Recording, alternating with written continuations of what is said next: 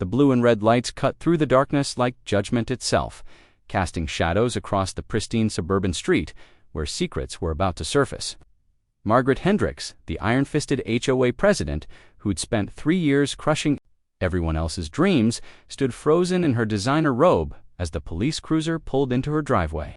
Behind her, the sound of splashing water and muffled laughter echoed from her backyard, the very same backyard, where she'd been hosting the exact type of gathering she'd banned everyone else from having. As Officer Martinez stepped out of his patrol car, Margaret's mind raced with a single, terrifying thought. After years of wielding her power like a weapon, her own hypocrisy was about to destroy everything she'd built. The woman who'd made enemies of every neighbor was about to discover that karma doesn't just knock its kicks down the door. Part 1. The perfect storm the evening had started like any other Tuesday in Willowbrook Estates, with Margaret Hendricks conducting her weekly neighborhood inspection from her front porch, armed with her tablet and a coffee mug that read, "World's Best Boss." A gift from her daughter that she'd never admitted was ironic. She documented every infraction with the precision of a military strategist. Trash cans still visible at 7:23 p.m., she muttered, photographing the Johnsons' garage. Violation of Section 4.2. Her fingers danced across the screen, adding another entry to what the neighbors had dubbed Margaret's list of shame. The truth was, Margaret hadn't always been the neighborhood's most feared resident. 3 years ago, when she'd first moved to Willowbrook Estates after her messy divorce, she'd been just another middle-aged woman trying to rebuild her life. But when the previous HOA president had suddenly relocated, Margaret had seen an opportunity to create the perfect community she'd always dreamed of, one where rules mattered. Property values soared, and chaos was kept at bay. What she hadn't anticipated was how intoxicating control could become. "Margaret, we need to talk." The voice belonged to David Chen, who was approaching her porch with the determined stride of someone who'd reached their breaking point. Him stood Sarah Williams and Tom Rodriguez, forming what looked suspiciously like a delegation. "If this is about the pool party regulations again," Margaret said without looking up from her tablet, "the answer is still no. Section 8.4 clearly states that gatherings exceeding 10 people require advance notification, and it's not about the regulations," David interrupted. "It's about you." Porchlight. At 52, she maintained the polished appearance of someone who'd once worked in corporate management, though her neighbors had never quite figured out what she did for work now. "Excuse me," Sarah stepped forward, her voice shaking slightly. "We're calling for a vote of no confidence. Margaret, we've had enough." The tablet slipped from Margaret's fingers, clattering onto the porch. "You can't be serious." "Dead serious," Tom added. "You've turned this neighborhood into a police state. Mrs. Patterson got a fine for having her garden gnome 6 inches too close to the sidewalk. The Kowalskis were cited for their doormat being the wrong shade of brown. And don't even get me started on the pool party ban." Margaret's jaw tightened. The pool party issue had been the source of endless conflict, control, and community harmony. The pushback had been immediate and fierce. What her neighbors didn't know was that the rule had been born from a more personal place. She'd been excluded from a neighborhood barbecue the previous summer. An oversight. That had felt like a deliberate slight. "Those regulations ensure property values remain stable," she said, her voice rising. "They maintain the character of our community. We've lived here longer than you have," David snapped. "We built friendships here, created memories. You've turned neighbors into enemies." Margaret stood abruptly, her chair scraping against the porch floor. "I've done what was necessary to protect everyone's investments. If that makes me unpopular, so be it." "It's not about being unpopular," Sarah said softly. "It's about being fair. You've created rules that benefit no one but yourself." "That's ridiculous," Margaret shot back, but even as she said it, she knew there was truth in the accusation. The pool party ban had been implemented right after she'd been left out of the Martinez's anniversary celebration. The new parking restrictions had coincidentally made it impossible for her ex-husband to park on the street when he visited their daughter. Track. Every major rule change has happened right after you've had some personal conflict with a neighbor. You're not protecting property values, you're protecting your ego. She'd spent years building walls around herself, using regulations and authority to create distance from people who might hurt her. She'd once hoped to be Frenchie, saw only frustration and disappointment. "The vote is scheduled for next Tuesday," David announced, 7 p.m. Community Center. "We already have the required signatures." As the three neighbors walked away, Margaret sank back into her chair. The evening air felt suddenly cold, and the perfectly manicured lawns of Willowbrook Estates looked less like a testament to her success and more like a monument to her isolation. That night, Margaret couldn't sleep. She paced her kitchen, replaying the confrontation over and over. Through her window, she could see lights on in several houses. Her neighbors were probably planning their next move, discussing how to remove her from power. The thought made her stomach churn. By Thursday, the rumors were circulating. Margaret could see it in the way conversations stopped when she approached, in the sideways glances during her morning walks. With anticipation and rebellion. It was Tom Rodriguez who gave her the idea, though he'd never know it. She'd been walking past his house when she overheard him talking to his wife on their front porch. "Once Margaret's gone, we can finally have that summer party we've been planning. Remember how great the Johnsons' pool parties used to be? We could do something like that. Just invite everyone," his wife had replied. "Make it a real celebration, a pool party." The very thing Margaret had banned, the very thing that had driven a wedge between her and her neighbors. As she continued her walk, an idea began to form, dangerous, desperate, and perhaps brilliant. What if she threw the best pool party Willowbrook Estates had ever seen? What if she showed her neighbors that she wasn't the rigid, controlling person they believed her to be? What if she could win them back with the very thing she'd forbidden them to have? The more she thought about it, the more perfect it seemed. She had the biggest backyard in the neighborhood, a pool that rarely got used, and enough space to accommodate everyone. She could make it a surprise, a grand gesture that would prove she was capable of fun and spontaneity. Of course, she'd have to be careful. The pool party ban was still in effect, and she couldn't be seen as a hypocrite. Margaret spent Friday planning with the meticulous attention to detail that had made her such an effective HOA president. She ordered food from 3 different restaurants, bought decorations, and even hired a small DJ setup. She crafted personal invitations for 25 neighbors, everyone except David, Sarah, and Tom, who she decided were too committed to their rebellion to be swayed. The party was scheduled for Saturday night, 3 days before the vote. Margaret convinced herself it was a peace offering, a chance to show her softer side. She ignored the voice in her head that whispered it was manipulation that she was using, the very thing she'd banned others from enjoying, as a tool to maintain her power. Saturday afternoon, Margaret's anxiety reached fever pitch. She'd spent the morning setting up, transforming her backyard into a party paradise. String lights hung from the trees, floating candles bobbed in the pool, and tables groaned under the weight of catered food.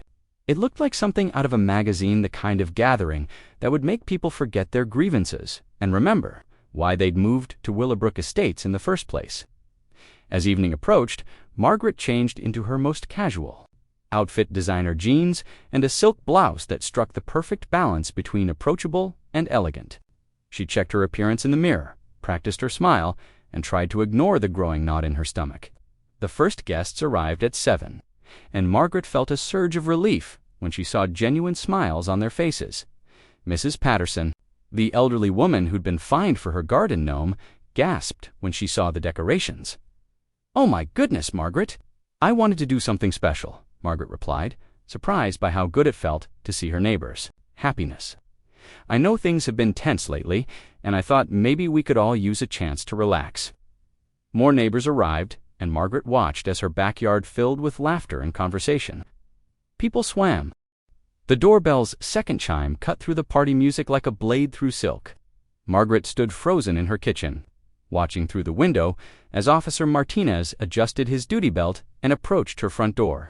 Behind him, David Chen lingered at the edge of her driveway, his phone still glowing, in his hand undoubtedly recording everything. Margaret. Jennifer Martinez's voice called from the backyard. "Everything okay? Someone's at your door." The irony wasn't lost on Margaret that Jennifer Officer Martinez's wife was currently floating in the pool, blissfully unaware that her husband was about to arrest the woman whose party she was enjoying. Margaret's hands trembled as she smoothed her silk blouse and walked toward the front door. Each step felt like walking toward her own execution. She could hear the party continuing in the backyard, the laughter and splashing now sounding like evidence of her crime rather than proof of her success. She opened the door with what she hoped was a calm expression, though her voice came out higher than intended. "Officer Martinez, what brings you by so late?" Miguel Martinez had been patrolling Willowbrook Estates for 6 years. He'd dealt with Margaret countless times, no-ways complaints, parking violations, neighbor disputes that she'd escalated unnecessarily. He was a fair man who tried to stay neutral in neighborhood politics, but Margaret could see the disappointment. In his eyes, "Good evening, Mrs. Hendricks. I received a noise complaint about a large gathering on your property." His voice was professional, but Margaret caught the slight emphasis on large gathering. "Mind if I take a look?" Margaret's mouth went dry. Well, I have a few neighbors over. Nothing major, just a small get-together. I can hear the music from the street, ma'am, and I count at least 15 cars parked along the block." "Officer?" Martinez stepped slightly to the side, giving him a clear view through her house to the backyard, where the party was clearly visible through the sliding glass doors. David Chen moved closer, his phone now openly recording. "Officer Martinez, I believe you'll find this gathering is in direct violation of HOA regulations that Mrs. Hendricks herself implemented. Section 8.4 specifically prohibits gatherings of more than 10 people without prior notification." Margaret's face flushed red. "David, you have no right to actually, ma'am," Officer Martinez interrupted. "Mr. Chen has every right to file a complaint. As HOA president, you're responsible for enforcing these regulations. The real question is whether you obtained the proper permits for this gathering." The word permits hit Margaret like a physical blow. She'd been so focused on the HOA regulations that she'd completely forgotten about the city ordinances. Large gatherings required permits, noise permits, potentially even food service permits, given the amount of catering she'd arranged. This was intended to be a small gathering," Margaret stammered. "Things just got a little out of hand." "A little out of hand." David's voice carried across the night air. "Margaret, you've got 30 people here. You've got a DJ, professional catering, and enough alcohol to stock a bar. This isn't a small gathering, it's exactly the kind of party you've been finding people for planning." Officer Martinez pulled out his notepad. "Mrs. Hendricks, I'm going to need to see some documentation. Event permits, noise permits, and I'll need to verify that alcohol isn't being served to minors." Margaret's mind raced. She had no permits. She'd planned everything in secret, which meant she'd bypassed every legal requirement. The woman who'd spent 3 years citing others for minor infractions had just committed multiple violations herself. "There's more," David continued, his voice gaining confidence. "Margaret, show Officer Martinez your guest list. Show him who you invited and who you deliberately excluded." The blood drained from Margaret's face. The guest list was damning evidence of her manipulation. 25 carefully selected neighbors, with notable exclusions of anyone who'd opposed her. It wasn't a peace offering. It was a calculated political maneuver. "I don't have to show anyone my guest list," Margaret said, but her voice lacked conviction. "Actually, ma'am, for gatherings of this size, you do." Officer Martinez's tone remained professional, but Margaret could see the pieces clicking into place in his mind. "I'm going to need to speak with some of your guests, document the number of attendees, and verify compliance with city ordinances." As if summoned by the conversation, more neighbors began appearing at the front door. Word had spread through the party that police were involved, and people were starting to panic. Margaret watched in horror as her carefully orchestrated evening began to unravel. "Margaret, what's going on?" Mrs. Patterson approached, her face creased with worry. "Are we in trouble?" "Of course not," Margaret said quickly, but Officer Martinez was already shaking his head. "Ma'am, I'm afraid I need to ask all your guests to provide identification and contact information.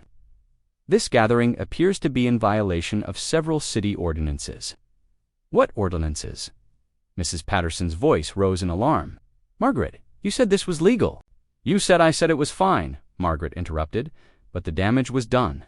Her guests were beginning to understand that their beloved HOA president had put them all at risk. Jennifer Martinez appeared at the door, water still dripping from her swimsuit. "Miguel, what are you doing here?" She looked between her husband and Margaret with growing confusion. "Is everything all right?" Officer Martinez's expression softened slightly when he saw his wife. Jen, I need you to get your things. This party is being shut down. Shut down? But why? We're not doing anything wrong. The gathering doesn't have proper permits. David, Chen interjected, still recording, and it violates the HOA regulations that Margaret herself wrote and enforces. Jennifer's face went pale as she understood the implications. Margaret, you told us this was okay. You said you'd cleared everything. I never said that, Margaret protested, but several neighbors were now shaking their heads. You absolutely did, said Robert Johnson, who'd emerged from the backyard with several other guests. You said you'd handled all the paperwork and that we shouldn't worry about the HOA rules because you were in charge. Margaret felt the walls closing in. She'd been so focused on winning back her neighbors that she'd made promises she couldn't keep, told lies to cover her desperation. Now those lies were catching up with her. Officer Martinez was writing steadily in his notepad. Mrs. Hendricks, I'm citing you for hosting an unpermitted gathering, noise violations, and failure to comply with city ordinances regarding large events. The fine starts at $500 and increases based on the number of attendees. $500. Margaret's voice cracked. For a neighborhood party? For an illegal gathering, David corrected. The same kind of gathering you've been preventing. Everyone else, from having the truth of his statement, hung in the air like a toxic cloud. Margaret had spent 3 years wielding regulations like weapons, and now those same weapons were being turned against her. The justice of it was poetic and devastating. There's something else, Officer Martinez continued. I'm required to report this to the city's HOA Oversight Committee. As an HOA president, you're held to a higher standard of compliance with local ordinances. Margaret's knees nearly buckled. The HOA Oversight Committee had the power to remove board members for misconduct. If they determined she'd abused her position, which she clearly had, she could be banned from holding any HOA office in the future. This is insane, she whispered. It's just a party. No, Margaret, said Sarah Williams, who'd appeared seemingly out of nowhere. This is karma. Margaret spun around to face her neighbor, realizing for the first time that Sarah, Tom, and David had all known about the party. They'd been watching, waiting, letting her dig her own grave. You knew, Margaret breathed. You all knew I was planning this. We suspected, Sarah admitted. When you started asking our neighbors about their weekend plans, when you were suddenly interested in who had pool cleaning services, when you ordered enough food to feed an army, we put it together, so you set me up. We didn't set you up, Tom Rodriguez said, stepping out of the shadows where he'd been watching. We simply let you be yourself. You set yourself up, Margaret. You created this situation by being a hypocrite. Officer Martinez cleared his throat. Ladies and gentlemen, I need everyone to clear the property. This gathering is officially disbanded. Mrs. Hendricks, you'll need to appear in court to address these citations. As Margaret's guests began filing out, she could hear their conversation's disappointment, anger, and a growing understanding of what she'd done. She'd invited them to participate in the very thing she'd forbidden them to do. And now they were all facing potential consequences. Margaret, Jennifer Martinez, stopped at the door, her voice filled with hurt. I defended you. When people said you were power-hungry and controlling, I told them you were just trying to maintain standards. I believed you were fair. Jen, you used this party to try to manipulate us into supporting you, and you didn't care that you were putting us all at risk. As the last guest left and Officer Martinez finished his paperwork, Margaret found herself alone with David, Sarah, and Tom. The silence was deafening, broken only by the sound of the pool filter and the distant hum of the DJ equipment still playing to an empty backy. Sunday morning arrived with the kind of brutal clarity that only comes after a night of complete devastation. Margaret sat at her kitchen table, surrounded by the debris of her failed party-soggy napkins, hafit and konops, and a citation.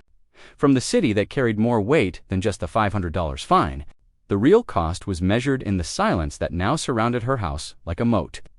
She'd spent the early hours cleaning up, partly to keep busy, and partly because she couldn't bear the thought of her neighbors seeing the evidence of her failure, scattered across her backyard, but as she worked, she realized the futility of it all. The damage wasn't to her property, it was to her soul. The doorbell rang at 8:30, and Margaret's heart lurched. She'd been dreading this moment since she'd woken up, knowing it would come but hoping somehow it wouldn't. Through the peephole, she saw her daughter Emma standing on the porch, her face grim with determination. "Mom, we need to talk." Margaret opened the door, and Emma brushed past her without waiting for an invitation. At 28, Emma had inherited her mother's strong will, but tempered it with the kind of emotional intelligence that Margaret had never quite mastered. She was also the only person in the world who could still make Margaret feel like a child. Being called to account, "The video has 3,000 views already," Emma said without preamble, pulling out her phone. David Chen posted it to the neighborhood Facebook group at midnight. By morning, it had been shared to the city's community page, the HOA oversight forum, and 2 local news websites. Margaret's stomach dropped. "What video?" Emma held up her phone, showing a crystal-clear recording of the previous night's confrontation. Margaret watched herself on screen, seeing her lies and manipulations laid bare for all to witness. The video captured everything: her stammering excuses, her guests' growing realization that they'd been used, and most damning of all, her final exchange with Sarah, Tom, and David. "Emma, I can explain, can you?" Emma's voice carried the weight of years of disappointment. "Because from where I'm standing, this looks like rock bottom, and you're still digging." Margaret sank into her chair, suddenly feeling every one of her 52 years. "I was trying to bring the community together. I thought if I could show them that I wasn't the person they thought I was by lying to them, by risking their safety with unpermitted gatherings." "Mom, you got Jennifer Martinez in trouble with her husband's department. You put elderly Mrs. Patterson at risk of a citation. You manipulated people who trusted you." The words hit Margaret like physical blows. She'd been so focused on her own political survival that she'd never considered the collateral damage. "I didn't mean for anyone to get hurt, but they did get hurt, and more importantly, you knew they would. You knew this was illegal. You knew it violated your own rules, and you did it anyway because you thought you were above the consequences." Emma sat down across from her mother, her expression softening slightly. "Mom, I've watched you spiral for 3 years. Ever since the divorce, ever since you moved here, you've been building walls instead of bridges. You've used your position as HOA president like a weapon, and now it's finally backfired." Margaret looked up at her daughter, seeing the pain in her eyes. "I was trying to protect myself. After your father left, after I lost everything, I needed to feel like I had some control." Control over what? Over people who just wanted to live their lives? Over neighbors who could have been friends? Emma's voice rose with frustration. "You've been so afraid of being rejected that you've guaranteed it." The observation stung because it was true. Margaret had spent 3 years pushing people away to avoid the pain of being pushed away herself. She'd created the very isolation she'd been trying to prevent. "There's more," Emma continued, her voice gentling. "I got a call from Amanda Russo at Channel 7. The story is going to air on tonight's news. They're calling it HOA Hypocrisy in Willowbrook Estates. They want a statement from you." Margaret's blood ran cold. National news, local news, but it's going viral on social media. The story has everything: abuse of power, hypocrisy, community drama. The ramifications hit Margaret like a tidal wave. Her professional reputation, her chances of ever holding another leadership position, her ability to simply exist in Willowbrook Estates, all of it was crumbling in real time. "What do I do?" Margaret's voice was barely a whisper. Emma reached across the table and took her mother's hand. "You do what you should have done 3 years ago. You apologize. Not to save your position, not to manipulate anyone, but because you're genuinely sorry for the hurt you've caused. It's too late for that. Maybe, but it's not too late to do the right thing." Before Margaret could respond, her phone buzzed with a text message. Then another, and another. In the span of 30 seconds, she received 14 messages each, one more devastating than the last. The first was from her insurance company, informing her that her homeowner's policy might not cover damages from unpermitted gatherings. The second was from the city's HOA Oversight Committee scheduling an emergency hearing. The third was from her mortgage company, requesting clarification about the pending legal issues. But it was the 14th message that broke her heart. It was from Jennifer Martinez. "I trusted you. I defended you. I'm not angry anymore. I'm just disappointed. That's so much worse." Margaret set down her phone and looked at her daughter. "I've destroyed everything, haven't I? You've made some very serious mistakes, Emma said carefully. "But you're not destroyed unless you choose to be.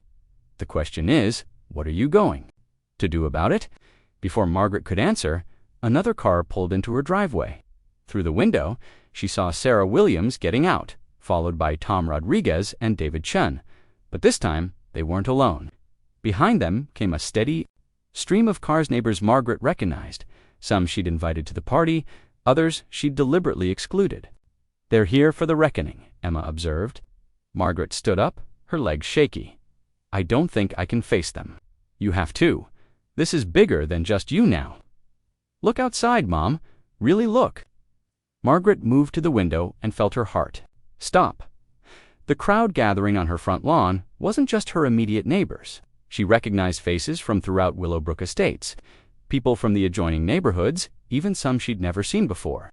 Word had spread beyond their small community. "They're not here to attack you," Emma said quietly. "They're here because they want answers. They want to understand how someone they trusted could betray that trust so completely." Trembled as she smoothed her hair and checked her appearance in the hallway mirror. She looked exactly like what she was, a woman who'd lost everything and was about to lose more. "Will you come with me?" she asked Emma. "I'll stand beside you," Emma replied, "but you have to speak for yourself. You have to own what you've done." Margaret opened her front door to find nearly 50 people standing on her lawn. The crowd was quiet but tense, like a jury waiting for a verdict. David Chen stood at the front, his phone ready to record, but his expression was less triumphant than Margaret had expected. Instead, he looked sad. "Mrs. Hendricks," he said formally, "we're here because we think you owe this community an explanation." Margaret stepped onto her porch, Emma beside her. The morning sun was bright, casting harsh shadows across the gathering. She could see the faces of people she'd fined, people she'd helped, people she'd pushed away, and people she'd tried to win back. All of them were looking at her with the same expression: disappointment, mixed with a desperate hope that she might somehow make this right. "I don't know where to start," Margaret began, her voice carrying across the silent crowd. "Start with the truth," called out Mrs. Patterson from the middle of the group. "Just tell us the truth." Margaret took a deep breath. "The truth is that I've been a hypocrite. The truth is that I used my position as HOA president to protect myself instead of serving you. That I rejected all of you first." The crowd remained silent, but Margaret could see the impact of her words. Some faces softened, others hardened, but all of them were listening. "The party last night wasn't a peace offering," she continued. "It was a manipulation. I was trying to buy back your support by giving you something I'd forbidden you to have. I put you all at risk, financial risk, social risk, because I was desperate to save my own position." "Why?" The question came from Jennifer Martinez, who had pushed through the crowd to stand near the front. Her voice carried the weight of genuine hurt. "Why did you do this to us? We trusted you." Margaret looked at Jennifer, remembering the woman's loyalty, her defense of Margaret to other neighbors, her genuine friendship. "Because I was afraid. When my marriage ended, when I lost my job, when I moved here, I was terrified of being vulnerable again. I thought if I could control everything, if I could make all the rules, I could protect myself from being hurt." "But you hurt us instead," said Robert Johnson quietly. "Yes," Margaret admitted. "I hurt all of you. I turned neighbors into enemies. I created division where there should have been community, and I used my authority to serve my own fears instead of your needs." The crowd shifted restlessly. Margaret could see that her word